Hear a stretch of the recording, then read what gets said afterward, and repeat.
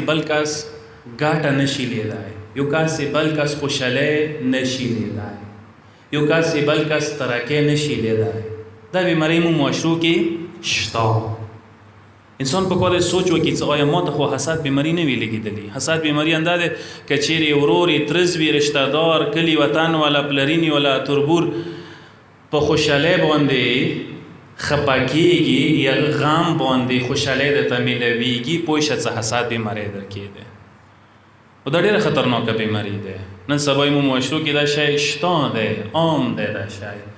چونکې چا په خوشحالۍ، چونکې چا په ګاټې نه خوشحالیږي، تکلیف ورته میلویږي. چا ته ترقي میلو شي، چا ته نوکري میلو شي، چا ته یوه ګاټه میلو شي، حتی چا ته یوه ویزا میلو شي، هم خلکو ورنې خفه کېږي. ولې داسې وشوه؟ حالانکه بنیادی خبره درته وکړم بندگانو، چوک ای چا روزه نشي خوړای، ای ورور روزه نشي خوړای. هر چا ته خدای خپل روزه مقرره کړې ده. که ورور سره زید او حسد او کینه وکړي، څه ته وایي چې ای ما ولا روزه کېدای شي ورور قبضه کړي وي؟ نه، هر چا ته خپل خدای مقرره کړې ده. ورور سیا ما کوه، ترزوی سیا ما کوه. دویم دښمن د انسان مولای چې منافق دی، چې انسان سره بغض و کینه کوي. اون نفاق هشته ده، چې مخامخ یو خیل ته وي، په نامخې ده بل خیل ته د سره ویاوي. کافرون یقاتلوه، دریم دښمن د انسان کافر دی چې انسان سره جنګ و مقاتله کوي. همدا څه اوس نن سبا زمانه کې ویلی شو، آل سعود، آل یهود، اسرائیل، طالبان، داعش چې مؤمنانو غټ دیخ نه دي. نفس تنازعه، څلورم دښمن د مولای چې انسان خپل نفس دی، خواهشات نفس دي، چې ته همیشه د پر خپل خواهشاتو سره جنگ و جګړې حالات کې. پنځم دښمن د انسان شیطان یضله، شیطان دی چې ګمراهۍ طرف ته د بیایي. او دا شیطان انسان بد وي پیدایش نه ونیسه، قبره پورې جنکندانه پورې داسې لګېدلی دی. هېڅ ګرنټي نشته دی چې ګمراه نشي. حج وکه، زیرتونه وکه، هر یو لیبل ځانې ولګوه، حجي شه، کربلایي شه، عالم شه، مجتهد شه، خو شیطان نه خلاصېږي. دا یو حقیقت دی. ګمراه کوای د شي، هر یو لیبل د لګولی ګمراه د کوای شي. لکه څنګه شیطان خپل لاغوینهم اجمعین، چې زه هر څوک ګمراه کوای شم سوا د 14 معصومینو نه، ځاتې نشي نږدې کېدی، نو هر یو کس ته ور نږدې کېدای شي. او دوره نږدې رابطه د انسان سره، چې انسان هر شي کې شیطان موجود دی. تا المنځو کې دی، تا روژو کې دی، تا اولاد کې دی، تا مال کې دی، تا خونی کې دی، تا حج کې یاد شي، هر چی کې دی. دوه درې رکعته لمونځ کوو، شیطان ارسغلتوي که نه ارسغلتوي. حج وکسه ډېر زیات خو نه دي که نه، طواف والا څو غلي چکره دي، اووه چکره دي. چا څه حج کړی وي او ته بده اووه چکر ورته حجیان اول چې تسبیح ورته رخلي، اووه دانې دي، یو طواف وکړي، یوه تسبیح وړي، بله وکړي، بله وړي، ویلې غلطېږي وسه. هغه ځای کې دوره ورنږدې دی. شیطان هر چی ته دی، تا خواب و خیال و خاطرات و تصورات و هر شي کې موجود دی. لاقعدن لهم صراطک المستقیم، شیطان وعده ده چې زه صراط مستقیم باندې ناست یم ورته. جماعت کې بوی زاو سره یم، محراب کې بوی زاو سره یم، مسجد کې بوی، مطبخانه کې، هر چی ته زه ورسره یم. زه یې پرېږدم نه. لکه د ما و تاسو کوم عیال ویلو اهدنا الصراط المستقیم، دې څه معنا ده؟ خدای صراط مستقیم باندې هدایت کړي؟ نه، صراط مستقیم باندې هدایت یې المنځه کې قبلې ته د مخ ته وضو د کړی دی، مسلمان یې 5 وخته لمونځ کوي، خو صراط مستقیم اندازه که نه. دې معنا دا ده چې خدای صراط مستقیم نه ثابت قدم وساتي. المنځه نه بعد آی تو ګرنټي نشته دی چې ګمراه نشي. دا ده شیطان هر چی ته موجوده، یاد وساته. لذا ضمانت او ګرنټي د نشته دی. مختصرا تاسو کوم شیطان یو څو حربې ډېر کم ټایم خلم یو صلوات واستای محمد و آل محمد باندې، اللهم صل علی محمد و آل محمد. ای واحد کنده د شیطان اندازه، لکه څنګه قرآن لا تتبعوا خطوات شیطان، او بندگان شیطان قدم و پسې قدم ما کې کدوی. دغه ځکه یو نفسیتی جمله ادا شوې ده، یعنی ویلي کسه شیطان سټپ بای سټپ تو گمراه کوي، ورو په ورو پوی باندې شي شیطان څنګه گمراه کړي. او دا بنیادی شی د عرض کوم کسه دغه باندې ما ډاډه کېږه چې زه د وخت سره لمونځ کوم، روژه ده کوم، حج ده کوم، زکات ده کوم، خمس ده کوم. نه، عمل ته ډډه نشي، هر خیل ته عمل کوي ډډه کراو غراو ته نشي، بیا ځان کام وګڼه، بیا ځان ناقص وګڼه. شیطان هر یو انسان خپل کمزوري راکې رنسي، شیطان هر یو انسان خپل کمزوري راکې رنسي. هر چا کې یو کمزوری راک شته، ته هنرمند کماله درکې دی څه هغه راگ معلوم که څه کوم راگ دی څه زه شیطان ورکې نیولی یم. چوک به خمس کې نیولی وي نورو شو کې به تکړه وي، چوک به المنځه کې نیولی وي نورو شو کې به تکړه وي، چوک به حج کې نیولی وي، چوک به زیاراتو کې نیولی وي، چوک به پیسو خیراتو نظراتو نه ورکولې کې نیولی وي، کنجوس به وي، بخیل به وي، چوک به درویغو کې نیولی وي، چوک به غیبت کې نیولی، چوک به تهمات پروپیګنډي کې نیولی. هر چا کې یو کمزور راگ دی شیطان مغه کې نیولی دی، هغه اصلاح کا، هغه ټیکا. څه دغه ځکه کامیاب شولې پوه شه څه شیطان نه ووتلی. شیطان یې واحد کنډه انده دی، زه عرض کوم درته مو محقراتو نه وتی وړې وړې ګناهانې ځنه کارونه دي انسان ته ډېر وړه برېښي، خو هغه یاد وساته محقراتو نه ځان ساتله مولا دي. ایاکم والمحقرات، او بندگان وړو ګناهانو نه ځان وساتوئ. فانه تجتمع على عبدي فتهلكه، انده وړې ګناهانې دي جمع کېږي انده د هلاک کوي. ایت الله مجتهدی تهرانی یو جمله د کوي هغه څه وړې ګناه ته وړې نه مایایا کېدای شي مایوا وړه ګناه وي مغه د جهنم ته ورسوي، وړخ کار خیر ته نیک کار ته وړه نه مایا کېدای شي مغه وړوکې کار نیک وي مغه د بهشت ته ورسوي. مثلا مثال در کوم لیاری نیچو سختای ایوی الوشت لیاری نیچو سختای که اور پرېږده دا والا کېدای شي مغه د ته باعث جوړ شي څه بهشت ته د بوځي. یو پیپلاین دی، یو اوبو مسله دی، پاڼې پټي مسله دی، ونې غنې مسله دی، چرګې چیچک مسله دی، ډېرې واړې واړې مسلې وي ځنه وخت کې مو هغه باندې ودرېږو ضد ته اندو مسلې درته جوړېدای شي باعث یې څه جنت ته دا بدلای شي که ور پرېږده د والا ګزاره د وکړه بهشت ته دا بدلای شي جهنم ته دا بدلای شي. بزو دغو شیانو صرف نظر کول نه دی پکار. دویم شی څه کوم دی تصویف دی. شیطان یوه حربه تصویف عربی کې موتی صوفه صوفه و بشي و بکوم ټایم شته دی ماسې وخت شته دی ماسې ځواني دی ماسې زندګي پاتې دی ډېره. ځنه کسان به تاسو لیدلي وي المنځو کې بالاخره سس چوک روژو کې سس چوک حج نه کوي چوک زیارتونه چا باندې یو شی پاتې چا باندې بل شی پاتې. یو شی انده دی شیطان یوه حربه شیطان انده دی. ډېرو کسانو انده نن سبا کې گردن باندې چا المنځونه یولل چا روژې یولې چا حجونه یولل چا خمسونه یولل چا زکتونه یولل پرېږې چا ته ډول پردی وته مرګ نه بعد بیا پردی وته پتې کېږي قربان د شم زمن وته نه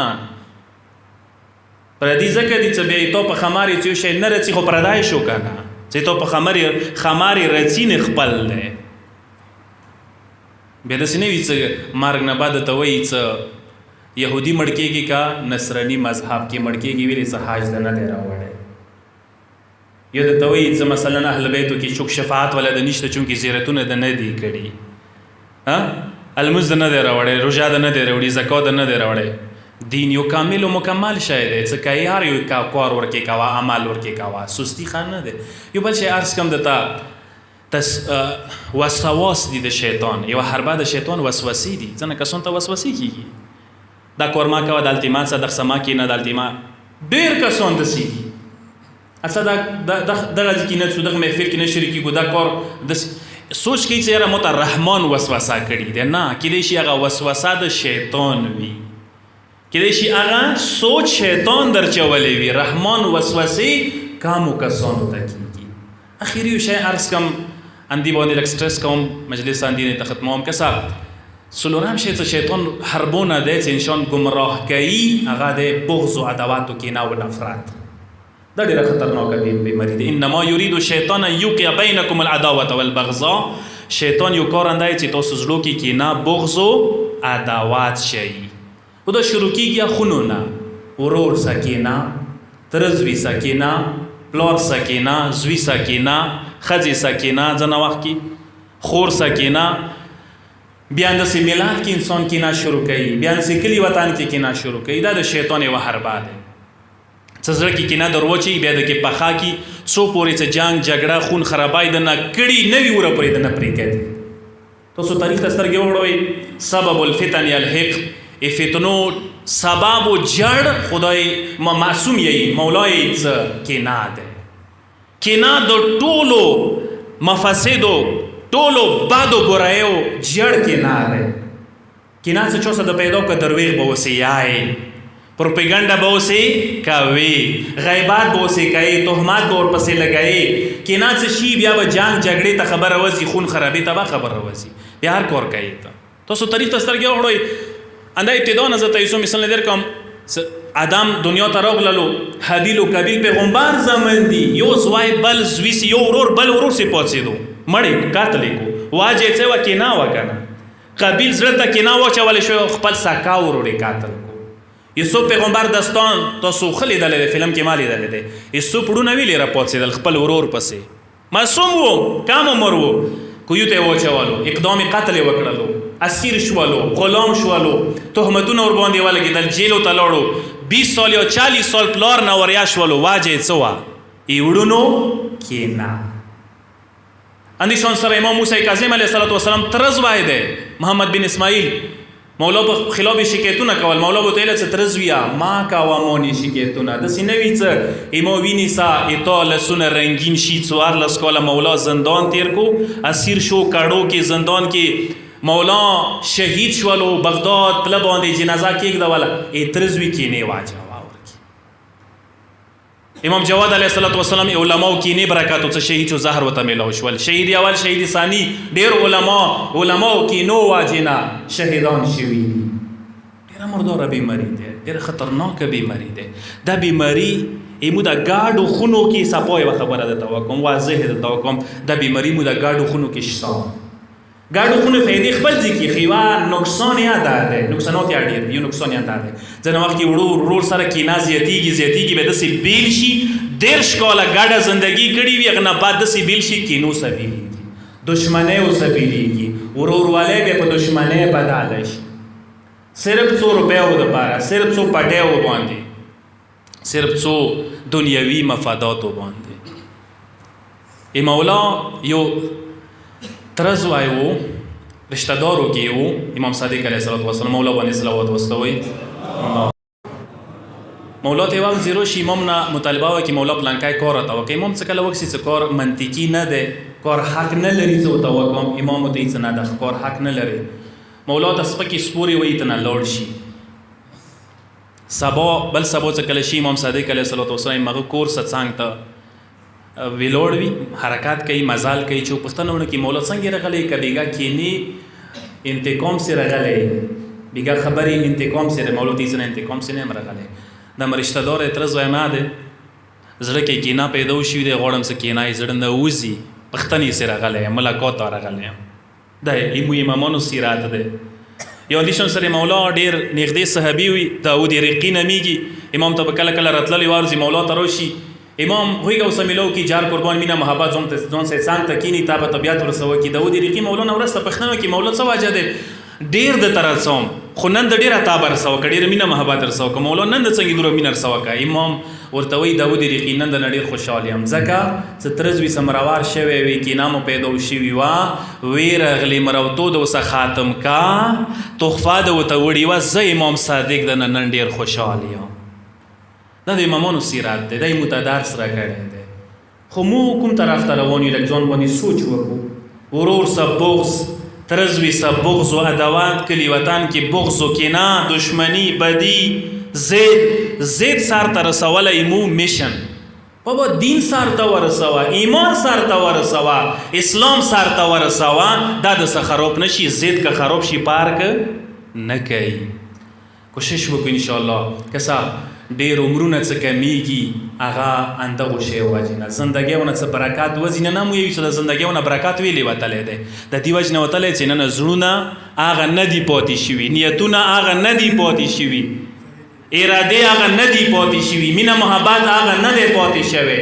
نن ټول دنیا پرستی دوره زیاته شوي دی چې ورور سه ترزوي سه پلار سه خونې کې هر چا سه بالاخره دنیا باندې یوه جنګ یوه جګړه شروع دی ټوله مشکل اندغ شي واجې نه ده یو صلوات واستوئ مولا باندې اللهم صل علی محمد و آل محمد یاد وساتئ که چیرې ما تاسو صحیح اسلامي تعلیماتو باندې عمل وکړلو لکه هغه کې مهم شی صله رحم دی. صله رحم اندا دی څه هر چا سره مینه محبت جار قربان انسان څه کوي. کمه زندگی دی، محدوده زندگی دی، ډېره ښه تېرېږي، ډېره خوشګواره تېرېږي، ډېره بهترینه تېرېږي.